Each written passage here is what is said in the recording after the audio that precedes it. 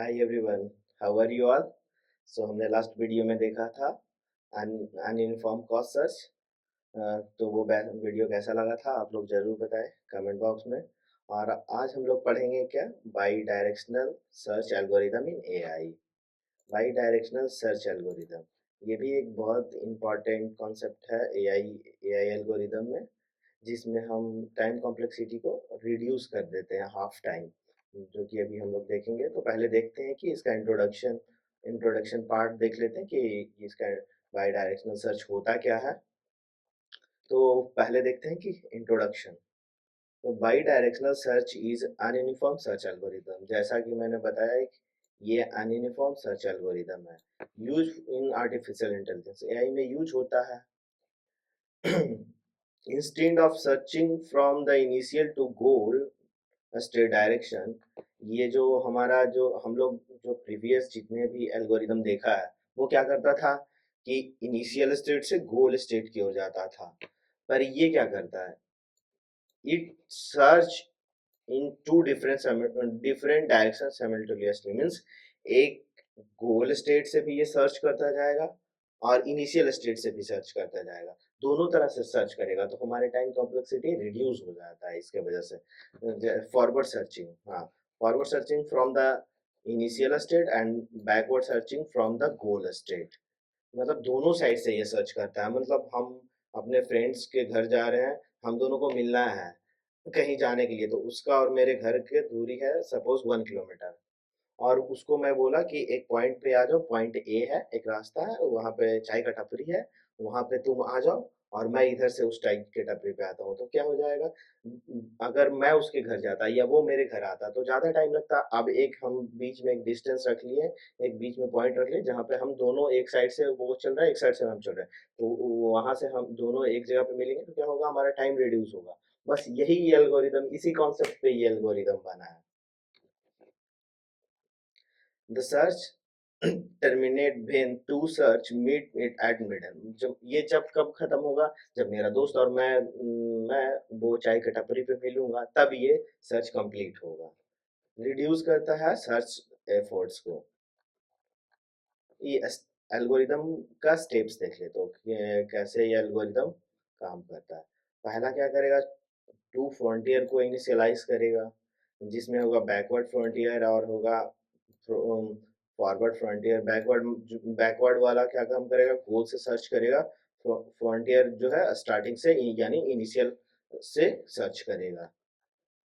Alternate expanding the notes from each frontier, वो alternative पहले वो चलेगा फिर ये चलेगा, एक साथ क्या करेगा, वो अपने नोट्स को एक्सपैंड करता जाएगा। After each expansion check two frontier inserts, मतलब हर एक एक्सपेंशन पे चेक करेगा, टू फ्रंटियर को चेक करेगा, किसको, टू फ्रंटियर को चेक करेगा कि कॉमन नोड मिला या नहीं मिला, दोनों को एक एक जगह मिला या नहीं मिला, हर एक्सपेंशन पे वो चेक करेगा। If yes then path found, अगर चेक करेगा कि अरे दोनों को सेम नोड मिल गया, मतलब सेम पॉइंट पे दोनों पहुंच गए, तो वो क्या कर देगा, पाथ सर्च कर देगा, पाथ फाउंड, मतलब कि रिजल्ट हमको मिल गया। इफ नो, अगर नहीं मिला तो कंटिन्यू करेगा जब तक कि वो मिल ना जाए। ओके, अभी हम इसका एक छोटा सा सूडो कोड देख लेते हैं, कैसे काम करता है। पहले बाई डायरेक्शनल सर्च को इनिशिएट किया, उसमें स्टार्टिंग नोड डाला, गोल नोड डाला।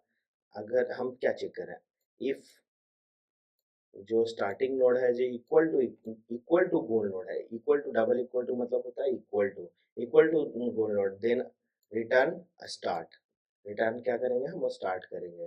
देखो जैसे फॉरवर्ड क्यू लिया, queue queue data structure use हो रहा है, फॉरवर्ड लिया और यहाँ पे बैकवर्ड क्यू लिया, दो फ्रंटियर को मैंने इनिशियलाइज किया। पहला पहला जो उसमें स्टार्ट दिया और बैकवर्ड में गोल दिया, जैसे मैंने बताया भी था। While forward Q and backward Q, जब फॉरवर्ड क्यू और बैकवर्ड क्यू एक साथ आया, forward Q expense and expand the forward note Q, और बैकवर्ड है जो बैकवर्ड को करेगा, रिटर्न करेगा कंस्ट्रक्टिव पाथ, फॉरवर्ड करेगा फिर बैकवर्ड को देख लेगा। backward expansion is equal to expand backward q. If backward expansion is n, forward q is equal to phi, then return करेगा कंस्ट्रक्ट पाथ, मतलब पाथ मिल गया।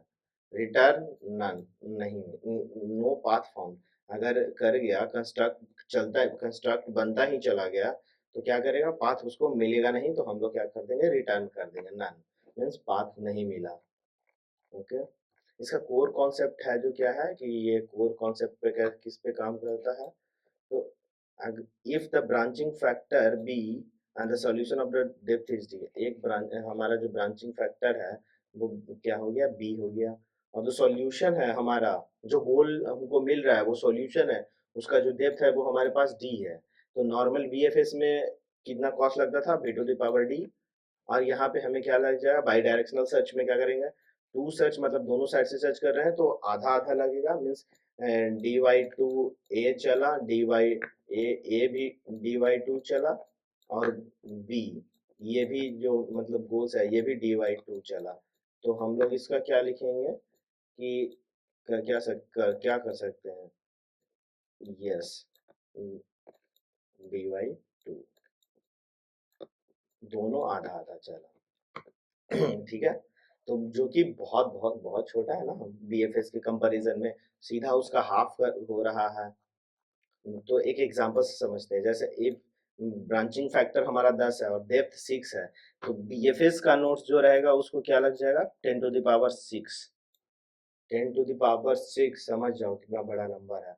और वही बाई डायरेक्शनल सर्च में हमारा बस 2000 में क्लियर हो जाएगा।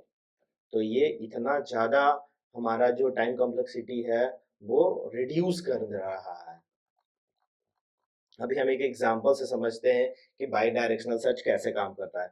तो ये हमारा हो गया root node, A is the root node, B the intersection point, और जी हमारा गोल नोड है। सपोज सपोज के जी हमारा जो 16 है वो हमारा क्या है, गोल नोड है।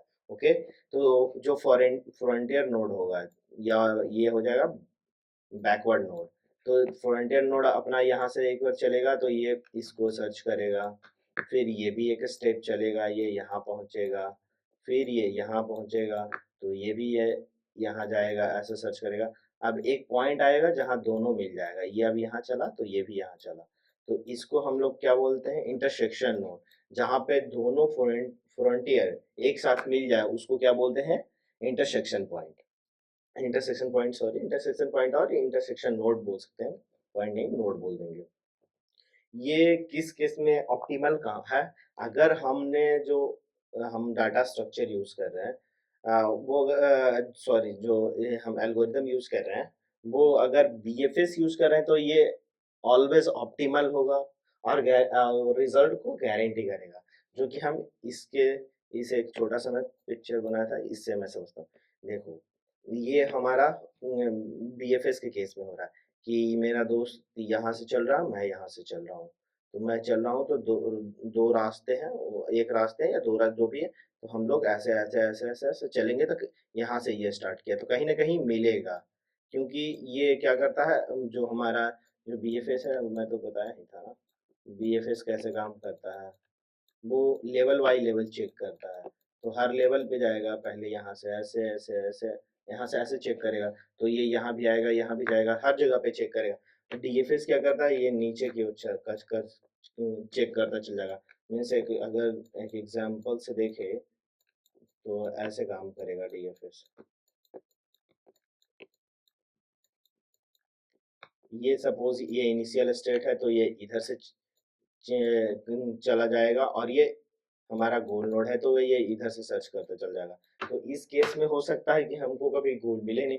हाँ, जैसे कि मैं एक इससे भी सिंपल तरीके से ये समझा दो, मैं यहाँ से अपने दोस्त को बोला कि भाई चलो कहीं मिलते हैं, वो बोला ठीक है। हाँ, और हमारे और मेरे दोस्त के घर के बीच में दो दो रास्ते हैं, तो वो कोई और रास्ता पकड़ लिया और मैं कोई और रास्ता पकड़ लिया, तो ये कभी तो मिल ही नहीं सकते हैं। वो कोई और रास्ते में जा रहा है, मैं कोई और रास्ते में जा रहा हूँ, तो कभी भी हमारा इंटरसेक्शन नोड तो मिलेगा ही नहीं, इंटरसेक्शन पॉइंट तो मिलेगा ही नहीं। तो इस केस में ये ऑप्टिमली गारंटी नहीं करता, may be optimal may be not optimal हो जाए किस केस में, डीएफएस के केस में। Got it. अभी हम लोग इसका एडवांटेज और डिसएडवांटेज देखेंगे। तो पहला एडवांटेज हमारा क्या है, faster than BFS for the larger state space. अगर जो हमारा स्टेट स्पेस है वो बहुत बड़ा है, तो उसमें ये जो हमारा एल्गोरिदम है बाई डायरेक्शनल सर्च, वो बहुत फास्टर हो जाता है in comparison to BFS. Memory efficient, memory efficient है compare BFS in search very सोलो बोलते थे ना, बीएफएस से बहुत कम मेमोरी भी हमारा ये ले रहा है, वो हर नोड को एक्सपेंड करता जा रहा था। बीएफएस सारे लेवल को चेक कर रहा था बार बार, ये लेवल 1 गया, लेवल 0, फिर लेवल 2, लेवल 3, ऐसे सर्च कर रहा था। आज इसका टाइम कॉम्प्लेक्सिटी है वो रिड्यूस हो जाता है B to the power D से B to the power D by 2 चला जाता है इन कंपेरिजन, मतलब B to the power 2 plus, तो ये हम कॉम्प्लेक्सिटी में इसको नेग्जिलेबल करके B to the power D ही कर देते हैं, B to the power D by 2 कर देते हैं, ठीक है, गॉट इट। अभी हम लोग इसका डिसएडवांटेज देखेंगे कि डिसएडवांटेजेस क्या है। तो जो पहला डिसएडवांटेज आता है, it's required ability to search back. इसका जो पहला है, जो हमको इसको एबिलिटी देना पड़ेगा, जो है कि बैकवर्ड सर्चिंग एबिलिटी इसको हमको देना पड़ेगा, ताकि ये गोल नोड से सर्च करना शुरू करे। What it difficulty to implement in the problem where goal state is not exactly known. ये इसमें प्रॉब्लम क्या आता है, जब हमको पता ही नहीं है हमको जाना कहाँ है, तो उस केस में तो हमको गोल पता ही नहीं है, तो उस केस में हम उसको बता नहीं पाते हैं कि बैकवर्ड सर्चिंग कहाँ से शुरू करना है। तो ये बहुत बड़ा प्रॉब्लम आता है ये हमारा बाई डायरेक्शनल सर्च में। और जो तीसरा पॉइंट है, need efficient method to check intersection between the frontier. ये बहुत बड़ा पॉइंट है, इफिशिएंट कोई मेथड हमको चेक करना पड़ता है ताकि इंटरसेक्शन जो नोड बन रहा है बिटवीन द टू फ्रंटियर, जो हम लोग जो इनिशियल से और गोल नोड से जो चेक चेक कर रहा था, जो जहाँ मिला वो उसके लिए एफिशिएंट मेथड को हमको यहाँ पे देखना होता है, यूज करना होता है, ठीक है।